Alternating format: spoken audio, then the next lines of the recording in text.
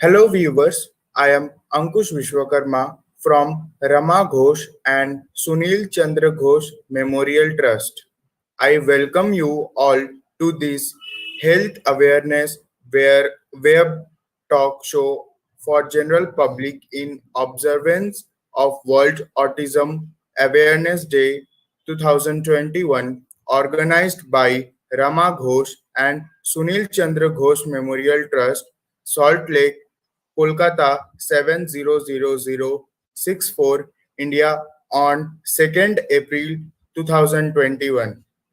We have Dr. Devjit Roy, Senior Consultant Psychiatrist, Niba Hospital, Arunachal Pradesh, as resource person in our today's Health Awareness Web Talk Show. Now, I would like to request Mr. Devjit Roy to share his views with all of us. Sir, please. Yeah, thank you for the introduction. First, a very good evening for to all the viewers. So, why have we gathered today, or why are we connected today? Is for a very special cause. Today is in fact a very special day for the common masses as a whole, but mostly for those who have been affected by autism, a family who has a autistic family member, a friend, or a child. It is even special for them. So the word autism is nowadays not very new to people. People know a lot through media, through serials, through movies, and whatnot. They know about the signs and symptoms. They know quite a bit these days. And a very famous movie called The Rain Man, which everybody must have seen, or if you have not, you should. So to get acquainted with this disorder, because it is not something that you will not come across in everyday life. You will meet a child or two who will have such problems, and you find diverting them to medical attention.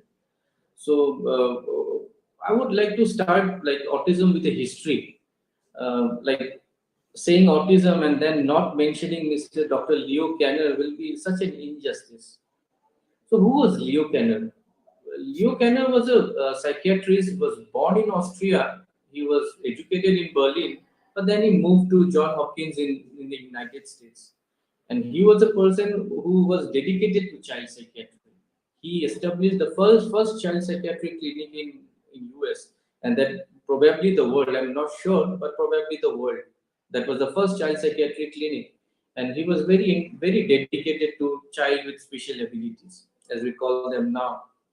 So, what happened was from the year 1938 to 1943, Dr. Leo Kanner had had come across several children with similar problems, with similar difficulties. So, Leo Kanner describes one of his first patient or first child with this disorder. His name was, it's a story, we'll like listen to it as a story so that we can remember the symptoms more. Like I can go on enlisting the symptoms, but in a list serially, but that won't help, I guess. So I would like to start with the story of Donald. Donald was a 5-year-old boy. He was a troubled child. Donald's father was intensely worried because of him, because of the developmental delays he was having. And apart from that, he had certain odd behaviors which were not fitting with mental retardation also. So Donald's father did not know who to go to. But then Dr. Leo Kanner had by that time had a name for himself in child psychiatry, in the field of child psychiatry. So he wrote a letter, and the letter, as Kenner says, it's a 33-page letter, and that was quite a meticulous letter. In that, he says, "My child Donald is 5 years old, but like he doesn't like interacting with people. He lives in his own shell. He lives in his own world. Even when people, relatives, friends, they come over to the place, he's not moved. He just pays no attention to them. He's just busy with his own toys. So these are symptoms which troubled him. Like there was no interaction, which is usually expected from a normal child. His child, rather, as he described, was happiest when he was alone. वो अकेला सबसे ज़्यादा खुश था. तो like वो सबसे सुखी तखनी থাকতো যখন वो एका থাকতো. So that is not that was not normal for a child. Any parent can observe. But then Donald's father was responsive enough to write to a psychiatrist about the problems. He also observed that his son was like specially interested in spinning objects. Could be a fan, could be a toy which spins, and he was really intrigued by it, or he would cling onto it. Donald also had other problems. He had temper tantrums. He would throw his temper at the slightest of change in his routines. Like we all have a routine, we go in a schedule. Donald also had his own schedule, but then when his schedule was disrupted, he would get really violent. He would throw his tantrums, and it would be difficult to control him. Kenner had an idea what it could be, or he had seen cases like that before also. So he knew what was going to come. So he invited one fine day. He said that, okay, you bring your son to my clinic, and then I'll observe. The son walks into his clinic, and he's rather moved, or his attention is drawn towards objects, towards toys, towards blocks. But when Kenner tries to interact with him, he doesn't respond, despite the best of his efforts. वो कितना भी बुला ले, बच्चा तो बस उसी में है, खेल मतलब टॉयज में ही. Or when he tried to pursue more, like ask him more questions as in repeat the questions, the child got irritated. He started having an aggressive spell. He did not like talking to Kenner or any other person in the room. So this was one case which was followed by a series of other cases, 10 other cases, including Donald, it would be 11. And all these 11 like kids had very similar symptoms, like staying alone, not talking to people, clinging onto toys, interested in spinning objects. So this really raised curiosity in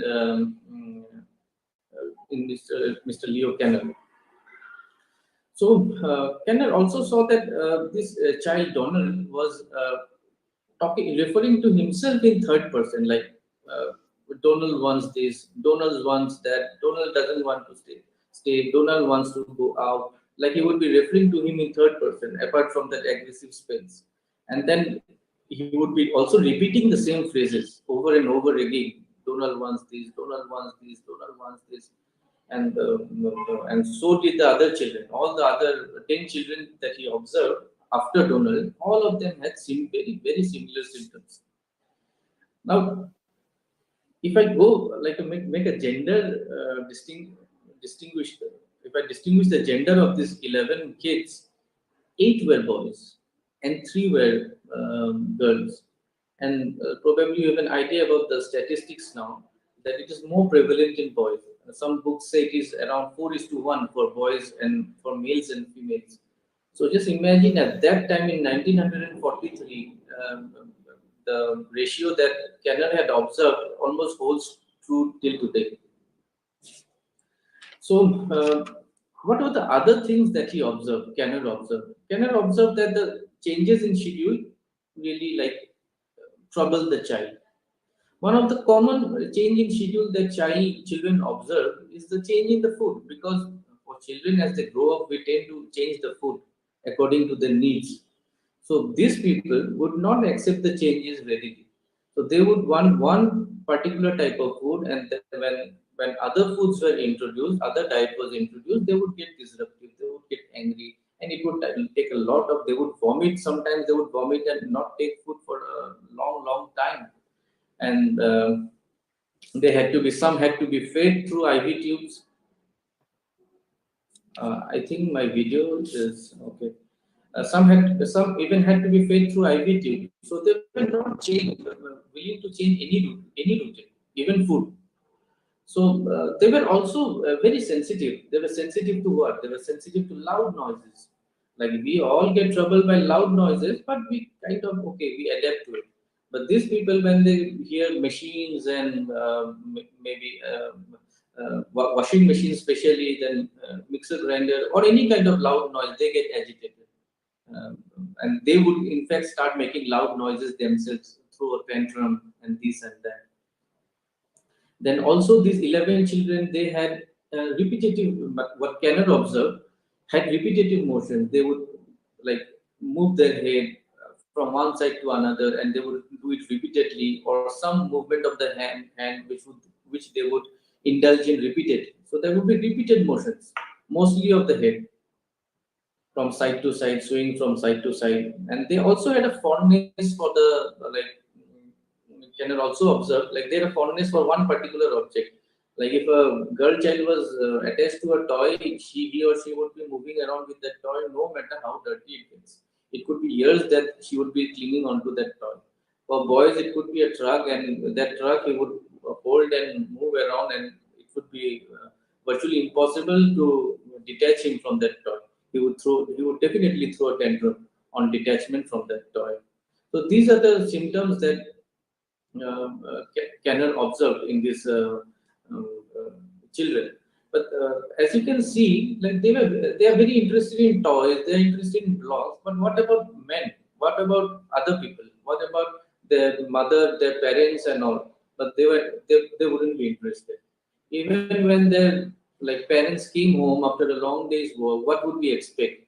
The child would like put up his asking begging the parent to pick him up on his lap. So those kind of social interactions are there. You know? The child also understands that this is my parent, he loves me, I will love him, I want to be with him. So he would raise his arm so as to be picked up from the crib. But this child had no, these children, I mean, this 11, had no such inclination towards their parents also. Forget strangers, but even towards their parents, they wouldn't be excited when they come back home. So these were like serious, like they departed a lot from the normality. So Kenner kind of termed this kind of disorder as autism. So he was the pioneer, we can say. Many other observed it before, but they couldn't make a cluster and coin the term and really give it a recognition. So, what are the causes of why does a child why is a child born as an autistic? So there are various reasons. The most probable is the genetic reasons. So also it is not a monogenetic theory, as in there is not a single gene which is causing the disorder. There are more than 50 genes probably which interact among themselves and then manifest in the patient, and how they would manifest it also matters. So it's a lot of biology involved in that. Apart from that, there are certain myths involved with autism, regarding the cause of autism, which I would like to clear. It was once believed that the measles vaccine or the rubella vaccine, different vaccines, they cause autism. So a time there was a time when people refrained from getting their children vaccinated, and the menace was really big, and the intervention from the public health authorities was very intense to like remove that kind of myth. So that's all about causes. Um, I told you a story about Donald, but then I have to also there are certain symptoms or certain signs which probably cannot did not put importance to, but which now feel are more important. So how does a parent know that his or her child can turn autistic at a later stage? So there are some early signs like where from which parents can know. Those are also very important, because though we say autism is diagnosed at 2 years of age, but we can do that even before that. Even like during infancy also it's possible. Like we can pick up the traits that mother surely can. So what is expected of a like when the child is growing up, he's 2 months old, 3 months old. What is expected of him? It is expected of him that he will look at his mother. The mother will look at him, and he will look at his mother. The mother will smile at him, and maybe the baby will also give a social smile, reciprocate. But autistic children, that eye contact is missing. They will not look at their mothers. If the mother smiles, he may not smile back. So that thing is very pronounced, and that should be an alarming sign. That consistently not looking, that consistently there is no eye contact. Once or twice he can be shy of a stranger, afraid of a stranger, it can be there, but consistently if his eye contact is not there, then it is an alarming sign, and it is very like later on it might become, it will be the pathognomic feature. So as the child grows up, child becomes 8 to 10 months old. Then the most uh, the best friend of the child at that age would be his mother, his or her mother. So the mother would try to play with the child, drawing his attention to certain objects, toys, pointing towards an object, trying to draw his attention. But usually the child will look at the toy intensely, and then he will look back at his mother, or what is his mother showing him, and then there would be a joint interaction. No, but these things are also missing in autistic child. At 8 or 9 months, also his or her mother cannot draw his or her attention to any object or any other thing. So that joint attention is lacking in this infants. They have not yet reached 12 months of age. And when the child reaches 12 months of age, usually for a normal child, when we call out their names, the child looks back.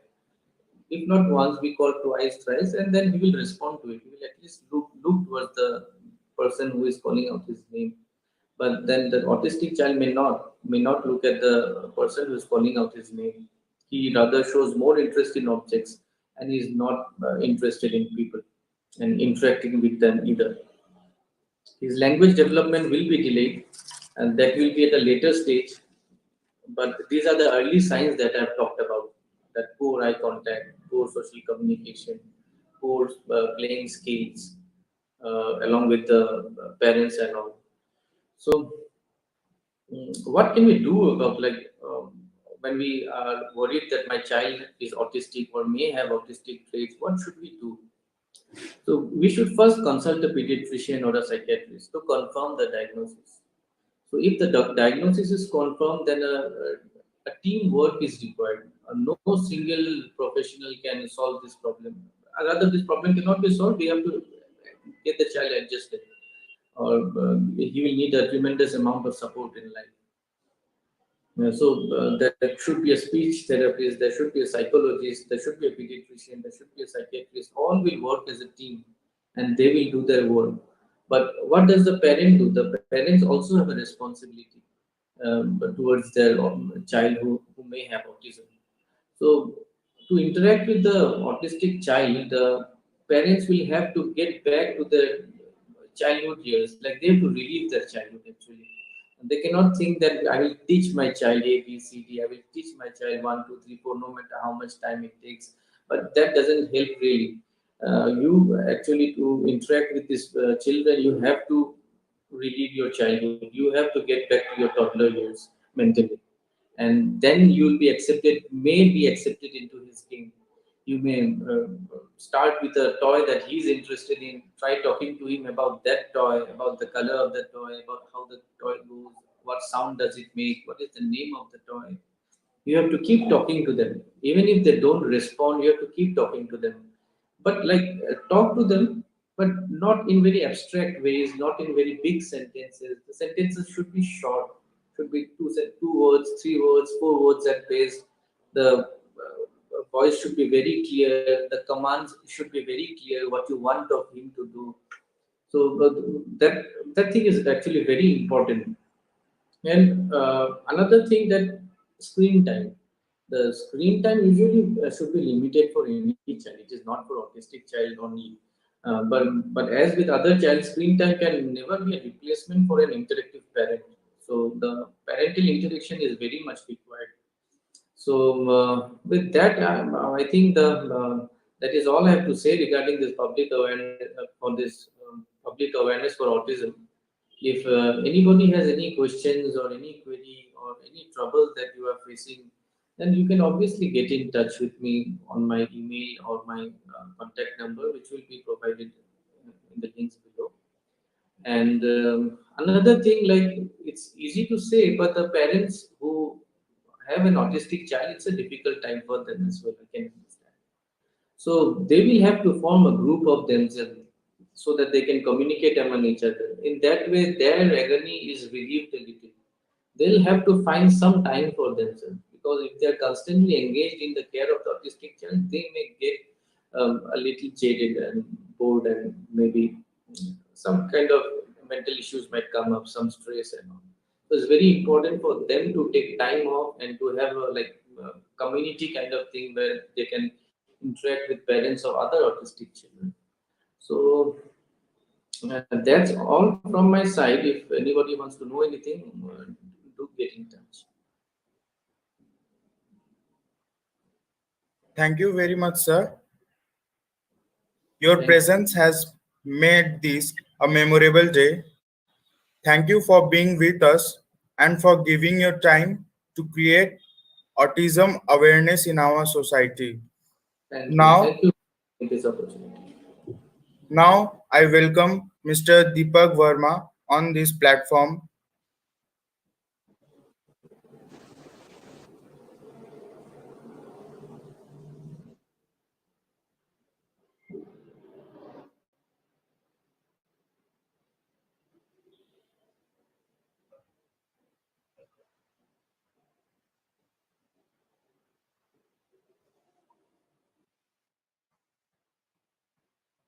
Hello, sir.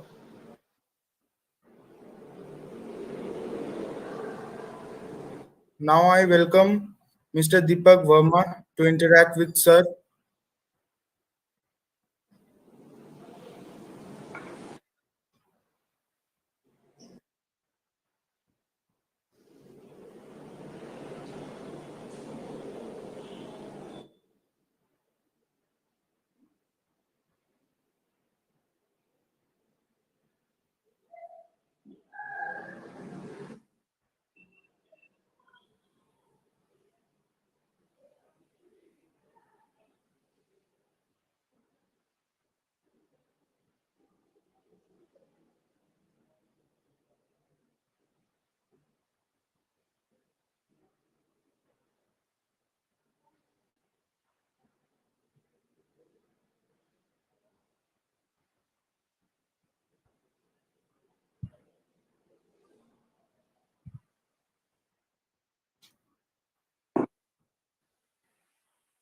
Okay, sir.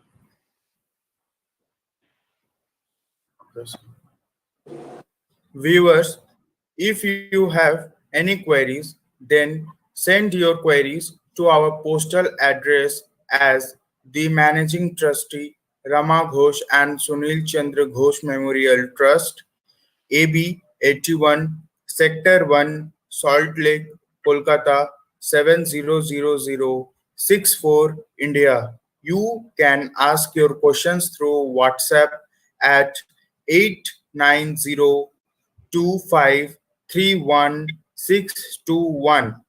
I repeat, 890253161, and or send your email at rgscgmt@gmail.com or rgscgmt.online@gmail.com.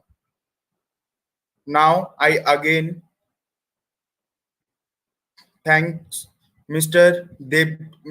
Dr. Devjit Roy to assemble with us in this evening. Now I am closing our today's session. Thank you all. Stay well, stay healthy.